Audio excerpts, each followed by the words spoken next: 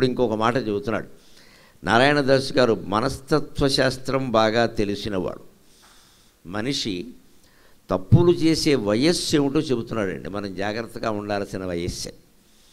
ఏ వయస్సులో ఎక్కువ తప్పులు చేస్తాడు మనిషి, ఏ సమయంలో ఎక్కువ చేస్తాడు. ఔరా ఎర్రమతాబు ఓలే ఉదయాస్తాద్రిద్వయిన్ తేరి నిన్ను విలోకింపగ శక్యమౌనో.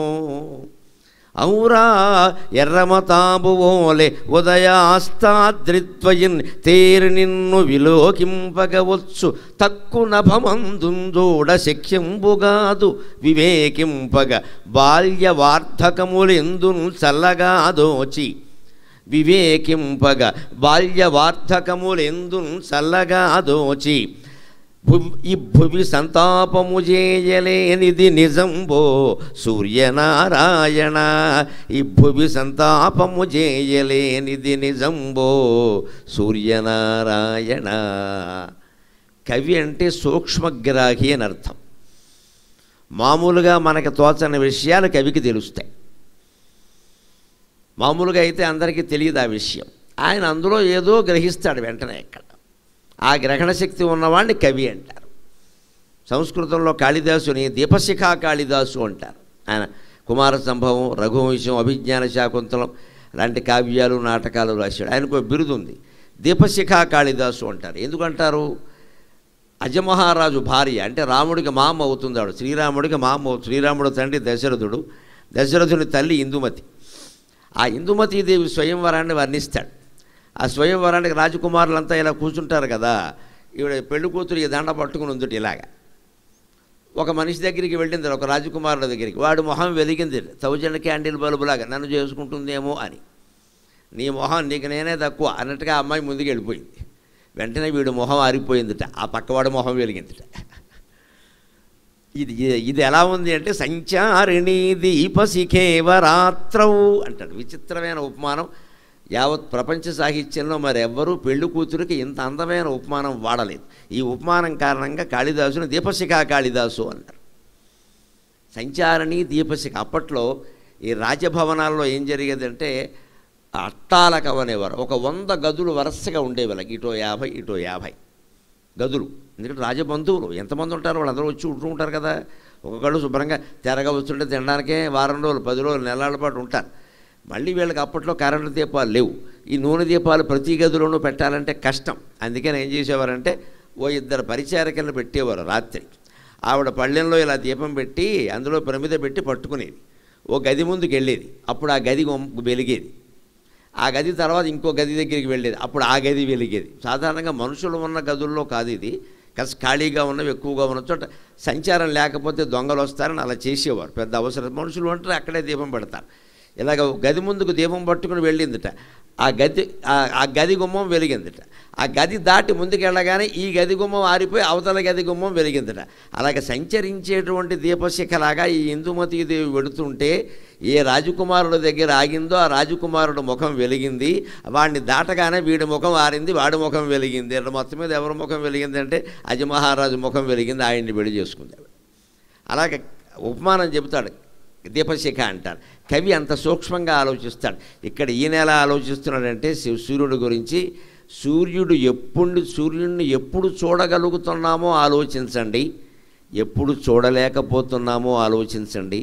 జీవితంలో మనం చల్లగా ఎప్పుడు ఉంటామో, తెంపరితనంతో తెగించి తప్పులు చేస్తూ ఎప్పుడు ఉంటామో బాగా అర్థమైపోతుంది అన్నాడు.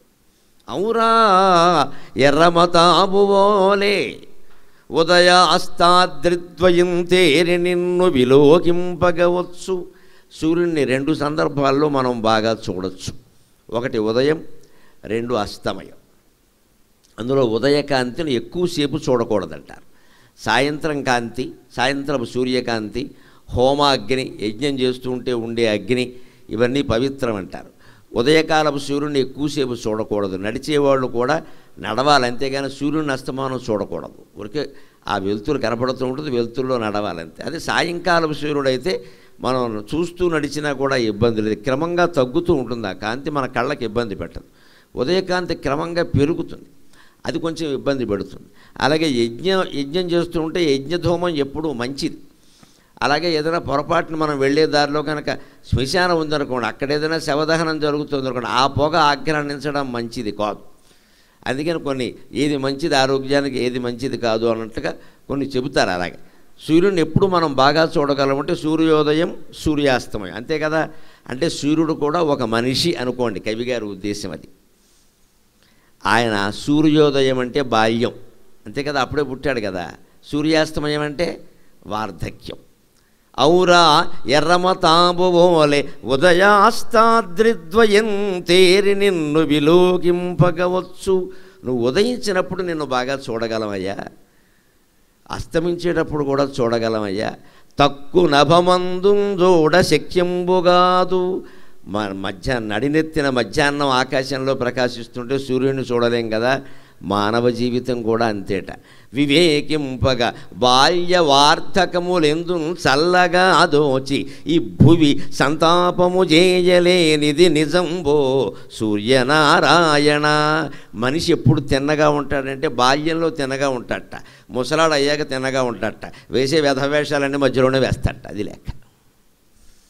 ఇది కవిత్వం వల్ల, కావ్యాల వల్ల మనకు కలిగే ప్రయోజనం. బాల్యంలో ఎందుకు తిన్నగా ఉంటాడు? తల్లిదండ్రుల అదుపులో ఉంటాడు కాబట్టి, లేత ఉండడు. వృద్ధుడయ్యాక ఎందుకు సామాన్యంగా ఏ పనులు చేయకుండా వేదాంతం మాట్లాడుతూ ఏమైనా పిచ్చి పిచ్చి కోరికలు కలిగినా సరే ఏముందండి అని మాట్లాడుతూ ఉంటే ఓపిక లేదు కాబట్టి, అంతకంటే లేదు. ఇక్కడ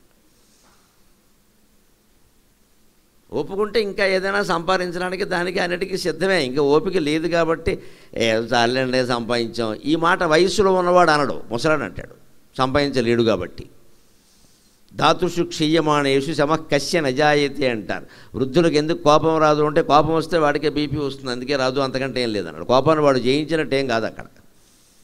వయస్సులో ఉండగా కూడా కోపం రాకుండా ఉంటే అది కోపాన్ని జయించినట్టు లెక్క. అందుకని సూర్యుడిని ఎలాగైతే ఉదయం చూడగలం, అస్తమించేటప్పుడు సాయంత్రం చూడగలం, మధ్యాహ్నం చూడలేము, మనిషి కూడా పాపం చెయ్యని కాలం మాఘం అంటే పాపం లేని కాలం కదా. ఏమిటంటే బాల్యంలో సాధారణంగా తప్పులు చేయడం, ఎందుకంటే తెలియదు కదా. ఒకవేళ చేసిన అజ్ఞానం క్షమిస్తారు. వృద్ధాప్యంలో చేద్దామనే ఆలోచన ఉన్న అవకాశం ఉండదు, అన్నీ శరీరం శిథిలమైపోవడం కారణంగా. ఈ రెండు సందర్భాల్లో మనిషి పవిత్రంగా ఉంటాడు. బాగా రెచ్చిపోయి గొడవలు పెట్టేసుకునే కక్షలు కార్పణ్యాలతో కోర్టులకు ఎక్కేసి నానా గొడవ పెట్టేసి వాడిని పొడి చేసి మనని పొడి చేయాలా చేసుకుని చేసేదంతా ఎప్పుడు అంటే బిట్వీన్ 20 to 40, అది లెక్క. 40 తర్వాత కూడా ఇదే ఆలోచనలో ఉన్నావు అంటే నమస్కారం, పరమపురుషుడు అన్నమాట వారు. ఇంకెంత దుర్మార్గులు ఇంకెక్కడా ఉండరు. కనీసం వయస్సును బట్టి కూడా మారే లక్షణం లేదన్నమాట. సాధారణంగా మనిషి అక్కడ చేస్తాడు. అందుకే ఈవేళ మీరు పత్రికల్లో ఎక్కడైనా సరే డ్రగ్స్కి బానిసలు అయ్యారు, డ్రంక్ అండ్ డ్రైవ్లో దొరికారు అంటారు. చూడండి, డ్రంక్ అండ్ డ్రైవ్లో ఎవరు దొరుకుతారో చూడండి, వాళ్ళ వయస్సు చూడండి. 73 ఏళ్ల వారు డ్రంక్ అండ్ డ్రైవ్లో దొరకడు. ఎందుకంటే ఆయనకి డ్రంకు కష్టమే, డ్రైవ్ కష్టమే. ఎందుకు దొరుకుతాడు? ఒకవాడు మగాడు ఏదైనా సాహసం చేసినా పక్కన వాళ్ళు ఆవిడ మా తెలియదంటే ఊరికే అనవసరంగా ఆవిడైనా చెబుతుంది. అక్కడ ఇన్నేళ్ళు వచ్చే బుద్ధి లేదు, దొరకడం. అంతా ఎవరు దొరుకుతారు మీకు? అంతా 20 to 40 టీనేజీ ఇంకా పైనను. అలాగే బండి మీద వెళ్ళేవాడు 5వ గేర్లోకి మార్చేస్తాడు. ఎవడు మారుస్తాడు? 25 ఏళ్ళవాడే మారుస్తాడు. 70 ఏళ్ళవాడు ఏం మారుతాడు? గేరు మారుతాడు. కారు మార్చడానికి ఓపిక లేదే, ఏం మారుతావు? అంటే మనిషిని సహజంగా కట్టిపడేసే అవస్థలు కొన్ని ఉన్నాయి, వాటిని మనం ప్రేమించాలి. ఆశ్చర్యం ఏంటంటే వాటిని ద్వేషిస్తామండి. మానవ జీవితంలో వ్యతిరేకత అంతా ఇక్కడే ఉంది, దయచేసి గమనించండి. మనం ఎందుకు సుఖంగా ఉండలేకపోతున్నాము? 60 దాటాయంటే సంప్రదాయం షష్ఠి పూర్తి చేసుకోమని ఎందుకు చెప్పింది తెలుసా? ఇక విరమించుకో, తగ్గించుకో, హాయిగా ఉండు. భార్యాభర్త ఇద్దరు కూర్చొని కబుర్లు చెప్పుకుంటూ శుభ్రంగా కాఫీ తాగి మంచి పుస్తకాలు చదువుకోండి. ఏమైనా యాత్రలు చేయగలిగితే అది కూడా 65, 66 లోపు అయిపోవాలి. ఇంకా 75 దాటాక మళ్ళీ వీలున్న చైర్లో ఇక వెళ్ళకూడదు. ఇంకా మళ్ళీ ఎవడికో భారం, మనకి భారం. ఇక్కడ ఇప్పుడు నీకు 80 ఏళ్ళు ఉన్నాయి. కుంభమేళాలో మునిగి ఏం చేస్తావు నువ్వు? ఇక్కడ పొరపాటున కుంభం పైకి తేలకపోతే 80 ఏళ్ళైనా పెడతాడు, ఆ కుంభం ముంచుతారు. ఇలాగా ఈ కుంభం పైకి తేలదు, అయిపోయింది. ఈ కుంభమేళా వెళ్ళిన ఏమంటారు? అంబమేళాకి వెళ్ళాడంటారు. అక్కడి నుంచి మన పైకి పోతాడు కదా. పైగా మనకి లెక్క ఏమిటంటే స్నానాలు ఎప్పుడూనో శాస్త్రంలో చెబుతారు, అది రోజువారీ కూడా ఉపయోగిస్తుంది, అలాగే చేయొచ్చు. వేడినీళ్ళు పోసుకునేటప్పుడు పాదాల దగ్గర నుంచి మొదలు పెట్టాలి. నెత్తిమి పోయకూడదు వేడినీళ్ళు. ఇప్పుడు భుజాల మీద కూడా పోయకూడదు. ముందు పాదాలు, తర్వాత ఈ పిక్కలు, తర్వాత మోకాళ్ళు, తర్వాత ఊరువులు, తర్వాత ఇక్కడ భుజాలు, తర్వాత అవసరమైతే ముఖం, సరే అవసరమైతే శిరస్సు, లేకపోతే లేదు. అదే చన్నీళ్ళు పోసుకుంటే ముందు తల మీద పోసుకోవాలి, అక్కడి నుంచి కిందికి రావాలి. వేడి నీళ్ళు పోసుకుంటే ముందు పాదాలతో మొదలు పెట్టాలి. ఇది ఆరోగ్య శాస్త్రం. చలికాలం ఎప్పుడు వేడి నీళ్ళే పోసుకుంటాం, పాదాలతో మొదలు పెట్టాలి. ముందు పాదాలు, తర్వాత ఈ పిక్కలు, తర్వాత ఈ మోకాళ్ళు, తర్వాత ఈ భుజాలు, పొట్ట, ఇవన్నీ నెమ్మదిగా. తర్వాత ముఖం. ఇంకా ఒక శిరస్నానం చేయాలి అంటే గోరువెచ్చటి నీళ్లు శిరస్సు మీద, చివర్లో. ముందే వేడివేడి నీళ్లు నెత్తి మీద దిమరించకూడదు. మెదడులో నరాలు చాలా సున్నితంగా ఉంటాయి, దెబ్బతింటాయి. చల్లదనం ఎప్పుడు మంచిది. ఈ శాస్త్రం మన దేశానికి వర్తిస్తుంది, అమెరికాకి వర్తించదు. అక్కడ వేరు వాతావరణం, మనది ఉష్ణ దేశం. అందుకని మనకి నెత్తి మీద చలి తగులుతూ ఉండాలి. అందుకని పుణ్యక్షేత్రాల్లో, తీర్థాల్లో స్నానం చేసినప్పుడు ఎప్పుడు ముందు బాబు ముంచో, తల ముంచో, 3 మునకలాయి అంటారు. కాళ్ళు ముంచాను, వేళ్ళు ముంచానంటే కుదరదు, తల ముంచు అంటారు. ఈ ముంచిన వాడు ఇంకా లేకపోతే ఏమవుతుంది, ఈ కుంభం మళ్ళీ బయటికి రాదు ఇంకా. అందుకని ఎందుకు వెళ్ళడం, ఏమైందో చూశారు కదా, ఇలాగే ఉంటుంది లెక్క. అందుకని 60-65 ఏళ్ల లోపు అయిపోయి తర్వాత నెమ్మదిగా గ్రంథ పఠనం చేసుకుని, ఇంకా ఊరికే యూట్యూబ్లో వచ్చే పిచ్చి పిచ్చి వార్తలన్నీ చూస్తూ బుర్రపాడు చేసుకోకుండా, అవన్నీ నమ్మకుండా, మనంతటా మనం ఏదో ఆధ్యాత్మిక గ్రంథం కూడా చదువుకుని దాని నుంచి మన జీవితాన్ని తీర్చిదిద్దుకుంటే బాగుంటుంది. ఆ వార్ధక్యాన్ని వినియోగించుకునే విధానం అది. దాన్ని వార్ధక్యం ఒక వరం, దాన్ని ద్వేషించాల్సిన అవసరమేం లేదు. కానీ మనం భయపడుతూ ఉంటాం. వార్ధక్యానికి ఎందుకు భయపడతామో కూడా ఆలోచించండి. వార్ధక్యం, మృత్యు అనేటువంటి రథానికి వార్ధక్యం జెండా అంటాడు ఓ కవిగారు. అంటాడు సంస్కృతంలో, మృత్యు అనే రథం వస్తుందట. ఆ రథం వస్తుంటే ముందు జెండా ఎగురుతూ కనపడుతుంది కదా, మృత్యు వచ్చే ముందు ముసల్తానం వస్తుంది లెక్క. ఇక వచ్చేస్తోంది, రేపో ఎల్లుండో చూసుకో, జాగ్రత్తగా ఉండో, ఇక వీలునామా రాసేయి అని ఏదో ఇంకా ఆ హెచ్చరికలు ఉంటాయి. అటువంటి హెచ్చరికల్ని మనం ఎలా తీసుకోవాలి? అమ్మయ్య ఇంకా వదిలిపోతుంది గొడవ, మనం నెమ్మదిగా తప్పించుకుందాం అంతే తప్ప ఇంకా ఆయుర్దాయాన్ని పెంచేసుకుందామని చూస్తాం. అది శరీరానికి మనస్సుకి ఘర్షణ. శరీరమేమో కృంగిపోతుంది, మనస్సేమో ఉప్పొంగిపోతుంది. కుదరదండి, రెండింటికి కుదరదు అక్కడ. రెండింటికి కాదు. లారీకి వేసే టైర్ వేరు, సైకిల్కి వేసే టైర్ వేరు. లారీ టైర్ వేస్తే సైకిల్ నడవదు, సైకిల్ టైర్ వేస్తే లారీ అసలే ఉండదు. దేని బరువును బట్టి దాన్ని లాగవలసిన విధానాన్ని బట్టి ఉంటుంది కదా. వృద్ధాప్యం వచ్చాక కొన్ని మానుకోవాలి.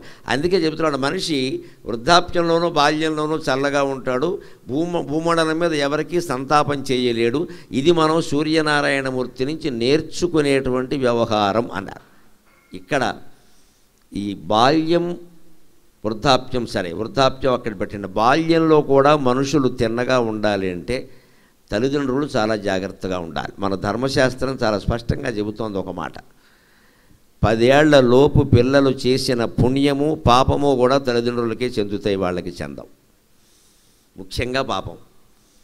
తప్పు చేస్తే, వాడు ఏ జంతువునో హింసిస్తే, ఏ రెక్కల పురుగునో పట్టుకుని రెక్కలు తీసేస్తే ఆ పాపం తల్లిదండ్రులదే అన్నారు. ఎందుకంటే వాళ్ళు చెప్పాలి, బాధ్యత.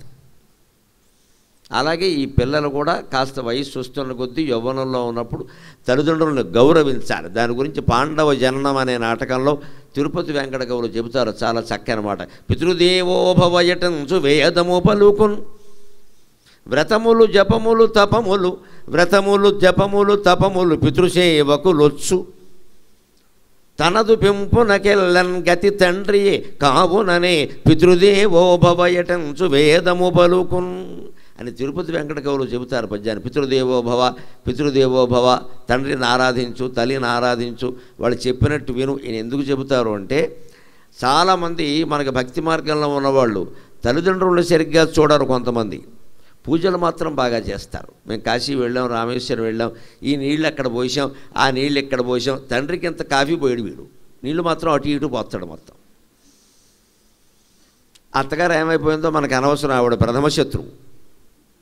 యాత్రలు మాత్రం బాగా చేస్తాం. మేము మొత్తం తిరిగేసామంటే కుంభమేళాలో 10 రోజులు మేమే ఉన్నాం. ఏమిటి ఉండి ఉపయోగం ఏమిటి? ఇక్కడ ప్రతి పుష్కరానికి, ప్రతి నదికి పెడతాం, స్నానాలు చేస్తాం, అంతే. ఇంట్లో వాళ్ళని సరిగ్గా చూస్తున్నావా? పెద్దవాళ్ళకి మనం గౌరవిస్తున్నావా? వాళ్ళ మాటకి విలువిస్తున్నావా? అది చాలా ముఖ్యమని చెబుతోంది శాస్త్రం. వ్రతములు జపములు తపములు పితృసేవకులొచ్చు. నువ్వు ఎన్ని వ్రతాలు చెయ్యి, ఎన్ని జపాలు చేయి, ఎన్ని తపాలు చేయి, తల్లిదండ్రులను వేరే చోట పెట్టావు ఉంటే నీకు అన్ని పాపం తగిలినట్టే లెక్క, అయిపోయినట్టే లెక్క, తెచ్చి ఇంట్లో పెట్టుకోవలసింది.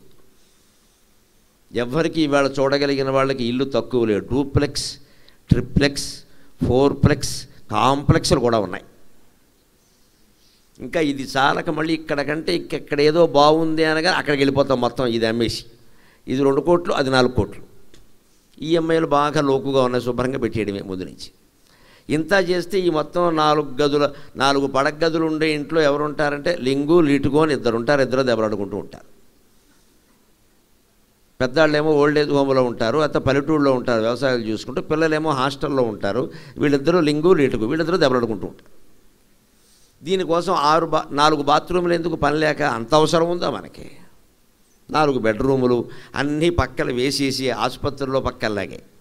పూర్వం ఇళ్లల్లో సుఖంగా ఉండేవి. మంచాలన్నీ పొద్దున్న ఎత్తేసేవారు, పైకి నవ్వారు మంచాలు, రాత్రి వాల్చుకునేవారు. పగలంతా పరవటిల్లు ఖాళీగా ఉండేది. పూర్వం పల్లెటూళ్ళలో అయితే ఓ 25 మంది వస్తే నేల మీద పడుకునేవారు శుభ్రంగా. పెళ్ళిళ్ళు అక్కడే చేసేవారు. ఇవాళ ఇద్దరున్న ఇంటికి 3వ వాడు వస్తే బెడ్ ఎక్కడ? అది పెద్ద సమస్య. ఇంకొక బెడ్డ చూడాలి వాడికి బయట నుంచి బెడ్డ. మళ్ళీ ఆ బెడ్ మామూలు బెడ్డ, దానికో రగ్గు ఉండాలి, అది సగం మడత పెట్టాలి అమెరికా లెవెల్లో, సగం వెనక్కు ఉండాలి, సగం కిందకు ఉండాలి. ఇలా తీసుకోగానే రావాలి, దీని కిందకి వీరెళ్ళాలి. అది మళ్ళీ కొత్తదా కాదా, ఇంకెవరన్నా కప్పుకున్నారా, ఇన్ని అనుమానాలు. ఇలా ఎంతమందికి ఆతిథ్యం ఇవ్వగలం మనం? ఇవ్వలేము. పూర్వం ఆతిథ్యం బాగా ఇచ్చేవారు, ఎందుకంటే వాళ్ళు ఏమి అడిగేవారు కాదు. ఆ సమయానికి భోంచేసి వెళ్ళండి అని అనేవారు. భోంచేస్తే అక్కడే పడుకునేవాడు, నేల మీద అక్కడే పడుకునేవాడు. ఓ వసారా కూడా ఉండేది పూర్వం. వసారా అంటారు, కొంచెం హాలుకు పక్కన ఉంటుంది అది. అక్కడ 2 మంచాలు వేస్తారు, పడుకుంటారు. అలాగే కూర్చున్నప్పుడు పైన వాసాలు లెక్కెట్టేట, ఏం చేయాలో తెలియక. తిన్నింటి వాసాలు లెక్కట్టడం అప్పుడే వచ్చింది.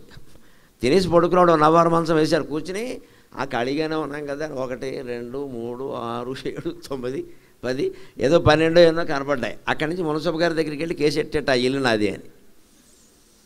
ఆయన ఏమన్నాడు, ఏదో మొత్తం తగదత్తంలో నాదేనండి, అనవసరంగా రాయించేసుకున్నారు కాగితాలు బలవంతంగా. కాదండి, కావాలంటే వాసాలు ఎన్ని ఉన్నాయి చెప్పమన్నాడు. పాపం ఇంటి యజమాని ఇప్పుడు వాసాలు లెక్కట్లేదు, వాడికి అదేం పని?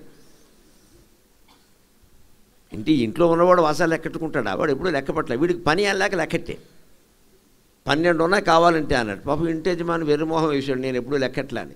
ఆ మునసబు గారు వచ్చి లెక్కట్టేట, 12 ఉన్నాయని వాడు చెప్పాడు, ఇల్లు వాడిదే అన్నట్టు. అదే వచ్చింది తిన్నింటి వాసాలు లెక్కట్టమని. వీడికి అన్నం పెట్టడం వసారాలు పడుకోమన్నా పొరపాటైపోయింది. పూర్వంలో ఎవరన్నా వస్తే వెంటనే వాళ్ళేం వసతులు కోరేవారు కాదు, నేల మీద పడుకునేవాళ్ళు. వాడు తువ్వాలు వాడు పరుచుకునేవాడు, పడుకునేవాడు, ఏం పెద్ద విషయం. ఇవాళ మనం ఉండడానికి బాగా జీవనం వ్యయం పెరిగింది, అతిథులకి పెరిగింది, మొత్తం మీద అతిథి సేవ ఆగిపోయింది. ఎప్పుడు జీవితంలో ఖర్చు పెంచుకుంటే వచ్చే ఇబ్బంది ఏమిటంటే అన్ని రకాల సేవలు ఆగిపోతాయి, స్వార్థం పెరుగుతుంది. అన్ని రకాల సేవలు ఆగిపోతాయి. అదే ఖర్చు తగ్గించుకుంటే ఎవరన్నా 4 బంధువులు ఇంటికి వచ్చినా కూడా మనమే సహజంగా అత్తయ్య రాకరాకొచ్చేవు 4 రోజులు ఉండు, పెద్దదానివి 70 ఏళ్ళ దానివి వెళ్ళిపోతావు, కావాలంటే ఆయన వెళ్ళిపోమను అంటే ఆయన కూడా మీ అత్తలు ఏందే నాకు దోసదే అని ఆయన కూడా ఉంటాడు. ఇక్కడ ఎదురు సరదా మాట్లాడుకుంటారు. పైగా ఇంట్లో ఎప్పుడూ పెద్దవాళ్ళు ఉండడం వల్ల గొప్ప ప్రయోజనం అండి. పిల్లలు గాడి తప్పారండి, దయచేసి గమనించండి. పెద్దవాళ్ళు ఉన్నారంటే పిల్లలు గాడి తప్పారండి, వాళ్ళని అనుసరిస్తూ ఉంటారు. ఎందుకంటే ఈ పెద్ద ఆయన నిద్ర పట్టదు వీళ్ళకి. తెల్లారగట్టు లేస్తాడు, అనుమంచాలు ఇసే మొదలెడతాడు. ఈ మనవడో మనవరాలో అది నేర్చుకుంటారు, కాలక్షేపానికి మొదలెడతాడు ఆయన. లేకపోతే ఆవిడైనా మొదలెడుతుంది, లలితా సహస్రమో విష్ణు సహస్రమో ఏదో. ఆ మనవాళ్ళు మనవరాలు నేర్చుకుంటారు. తాతని అమ్మమ్మని తాతని మామని ఇంట్లో పెట్టుకుంటే మన పిల్లలకి మనం ఆధ్యాత్మిక సంస్కారాన్ని క్రమశిక్షణని ప్రత్యేకించి నేర్పక్కలేదు, వాళ్ళని చూసి నేర్చుకుంటారు. వాళ్ళు ఏవో వాళ్ళకి వచ్చిన పద్యాలు ఏవి చదువుతూ ఉంటారు, నేర్చుకుంటారు. అలాగే వ్రతాలు జపాలు తపాలు ఎన్ని చేసినా పితృసేవకి లొచ్చు, తల్లిదండ్రుల సేవ ముందు తక్కువే అన్నాడు. దానికి మనకి లెక్క ఏమిటో తెలుసునా అండి? పాండురంగ క్షేత్రం ఉంది మహారాష్ట్ర దేశంలో. పాండురంగ క్షేత్రం దేశం మొత్తం మీద భక్తుని పేరు మీద ఏర్పడిన క్షేత్రం అదే. మిగిలినవన్నీ దేవుడి పేరు మీద ఏర్పడతాయి. శైవ క్షేత్రం, వైష్ణవ క్షేత్రం, ఏదో భద్రాద్రి, అలాగే కొండ పేరు మీదో. అలాగే భక్తుడి పేరు, అతని పేరు పుండరీకుడు. పుండరీకుడు కోసం కృష్ణుడు వెలిశాడు. పాండురంగుడు ప్రత్యేకమైన దేవుడేం కాదు, కృష్ణుడే. కాకపోతే కృష్ణుడు ఇలా నిలబడి ఈ పాదాలు ఇలా ఉండి ఇలా వేణువు వాయిస్తున్నట్టుగా ఉంటుంది కృష్ణుడు భంగిమ. పాండురంగ స్వామి అలా ఉండడు, ఇలా ఉంటాడు, నడుము చేతులు వేసుకుని ఉంటాడు. పరబ్రహ్మలింగం భజే పాండురంగం, పరబ్రహ్మలింగం భజే పాండురంగం అని ఇలా ఉంటుంది ఖచ్చితంగా. అంటే కృష్ణుడే పాండురంగడుగా వచ్చాడు. కృష్ణుడు పాండురంగడు ఎందుకు అయ్యాడు? అదే పితృసేవకులొచ్చు అన్నదానికి ఉదాహరణ. కృష్ణ భక్తుడు, హే కృష్ణ ముకుంద మురారే అని పాడతాడు. ఎన్టీ రామారావు గారు సినిమా పాత పాండురంగ మహత్యం చూడండి. తండ్రికి పాదసేవ చేస్తున్నాడు, కృష్ణుడి గురించి కీర్తిస్తున్నాడు. ఆ కీర్తన మాధుర్యానికి మనస్సు కరిగి వైకుంఠంలోంచి విష్ణువు బాలకృష్ణుడి రూపంలో వచ్చేసాడు ఇంటికి. వచ్చి అక్కడ నుంచున్నాడు గుమ్మలో. ఈయన తండ్రి సేవలోనే ఉన్నాడు, కృష్ణపార్థం చేస్తున్నాడు, తండ్రి సేవలో ఉన్నాడు. తండ్రికి నిద్ర పడితే కానీ ఈ పాదసేవ అవ్వదు, నిద్ర పట్టాలి. ఆయన ఇంకా కాస్త మధ్య మధ్యలో ఎరా అబ్బాయి అని పలకరిస్తున్నాడు, అంటే నిద్ర పట్ల పూర్తిగా అని పాపం సేవ చేస్తుంటే భగవంతుడంతటి వాడు అక్కడ వచ్చి నుంచుని, పుండరీక నీ కోసం వచ్చాను అంటే అక్కడ నిలబడు, మా నాన్నగారు పడుకోలేదన్నాడమ్మా. అది మన దేశంలో భక్తి, అది మన దేశంలో భక్తి. దేవుడు వస్తే స్వయంగా మా నాన్నగారు పడుకోలేదు గుమ్మంలో నిలబడు అని వాచ్మెన్ నిలబెట్టినట్టు నిలబెట్టాడు దేవుణ్ణి పుండరీకుడు. పైగా పాపం నిలబడమంటే కృష్ణుడు కూడాను సరదా పడ్డాడు. నన్ను నిలబడమనేవాడు ఎవడున్నాడో వాడు తప్ప, ఎంత భక్తి, ఎంత నిలబడతాను కానీ ఏం లేదంటే నిలబడడానికి ఒక చోటు ఉండాలి కదా. అంటే ఒక ఇటక మొక్క ఉంది, ఇటక ముక్క, ఆ మొక్క మీద నిలబడమన్నాడు. సగం ఇటక మీద నిలబడలేక కృష్ణుడు రెండు కాళ్ళు దగ్గర పెట్టి బ్యాలెన్స్ పడిపోకుండా ఉండడం కోసం ఇలా పెట్టుకున్నాడు. అది పాండురంగస్వామి యొక్క రూపం, అది పాండురంగస్వామి రూపం. ఏమి భక్తి, ఏమి భారతదేశం! ఇక్కడ భగవంతుడు భక్తుల కోసం ఉంటాడు. భక్తుడు భగవంతుడి కోసం ఉండడం కాదు, భగవంతుడే భక్తుల కోసం ఉంటాడు. ఎందుకంటే భాగవతంలో ఆయన ప్రమాణం చేస్తాడు, అంబరీషుడి కథలో చేస్తాడు. భక్తుడెందుజనిన పరతింతు వెనువెంట గోవు వెంట దగులు కోడె భంగి. భక్తుడు ఆవయ్య, నేను దూడనే అంటాడు విష్ణువు. అది మన దైవం గొప్పతనం. నేనేదో మహారాజుని, మీరు సేవకులు, నేనేదో గురువుని, మీరు శిష్యులు, నేనేదో యజమాని, నువ్వు నౌకరు. నేను అనలేదు దేవుడు, నువ్వే యజమాని, నేనే నౌకరు అన్నాడు. భక్తికి అంత ప్రాధాన్యం ఉంది. అందుకని భక్తుడు ఎక్కడుంటే అక్కడికి వెళ్ళిపోతాను. ఎందుకంటే ఆవు పెడుతుంటే వెనకాల దూడెడుతుంది కదా, అలాగనే పెడతా అన్నాడు. ఆయన ఇటక మీద నిలబడమంటే పడిపోకుండా ఉండడం కోసం ఇలా నిలబడ్డాడండి. ఆ ఇటకని సంస్కృతంలో ఇష్టిక అంటారు, మరాఠా భాషలో విఠ్ఠిక అంటారు. అదే విఠల్ పాండురంగ, విఠల్ పాండురంగ అయింది. ఆ విఠల శబ్దానికి ఇటక అని అర్థం. ఇటక మీద నిలబడతాడు, దేవాలయంలో కూడా అంతే. అది సరిగ్గా ఆ అప్పుడు ఆయన పుండరీకుడికి వరం కోరుకోమంటాడు. తండ్రి సేవ చేసేవయ్యా, అంతకంటే కావాల్సింది ఏమిటి, తల్లి సేవ చేస్తున్నావు, ఇంకేం కావాలి, వరం కోరుకుంటే పాపం ఆ భక్తుడు అంటాడు, నా కోసం అలా నిలబడ్డావు, ఆ నిలబడిన చోటే ఉండు, ఈ క్షేత్రానికి నా పేరు వస్తే చాలు అంటాడు. పుండరీక క్షేత్రం, పుండరీక క్షేత్రం, పుండరీక క్షేత్రం, పౌండరీక క్షేత్రం, పౌండరంగ క్షేత్రం, పాండురంగ క్షేత్రం అయింది ఖచ్చితంగా.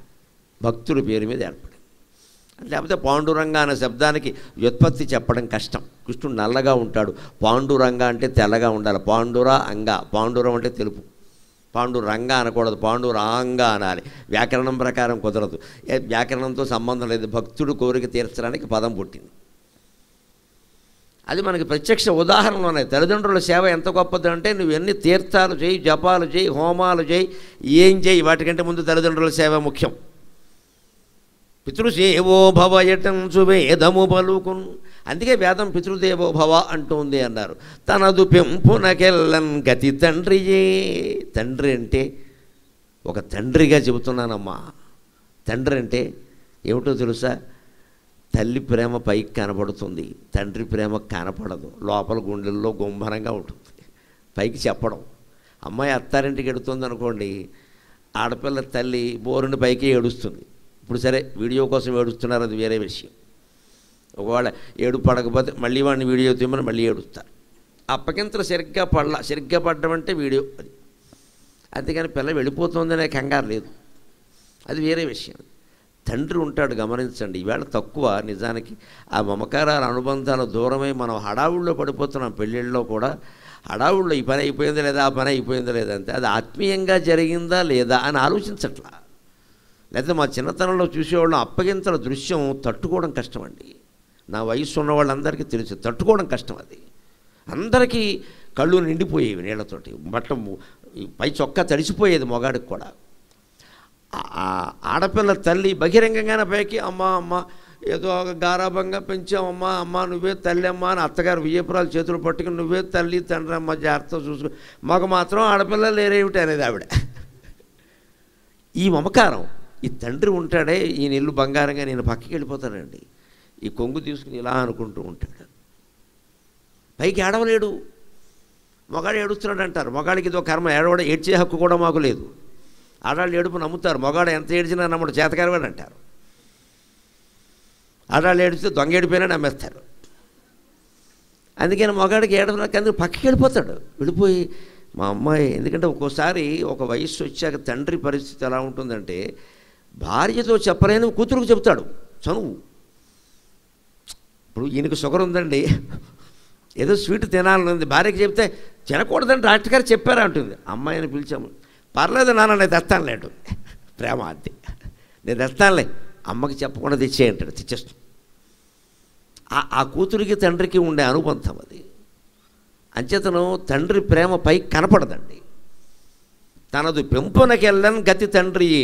కొడుకు అభివృద్ధి చెందితే, ఆయనకి ప్రమోషన్ వస్తే, జీతం పెరిగితే మొట్టమొదట ఆనందించేవాడు తండ్రి. కొడుకు ఏదో ఇబ్బంది వచ్చిందిట, అప్పుల్లో పడ్డట, ఆరోగ్యం చిన్నది దెబ్బతిందట అంటే తల్లి బాధపడినా కూడా తండ్రి కుమిలిపోతాడు, కదిలిపోతాడు. ముఖ్యంగా ఆర్థికమైన సమస్యలు కొడుకులకు కానీ కూతుళ్ళకి కానీ వచ్చాయంటే ఎక్కువ బాధపడేది తండ్రి. అయ్యో నేను ఎంత క్రమశిక్షణతో పెంచాను, వీళ్ళు ఎలా అయ్యారేమిటి, ఈ అప్పులన్నీ ఎందుకు చేయాలి. ఆ తండ్రిని గౌరవించడం సూర్యనారాయణమూర్తి ఆరాధన కంటే గొప్ప విషయం అని మనకి నారాయణదాసు గారు చెబుతున్నాడు, వాళ్ళు చెప్పారు, ఇతరులు పెద్దలు మనకి చెప్పారు.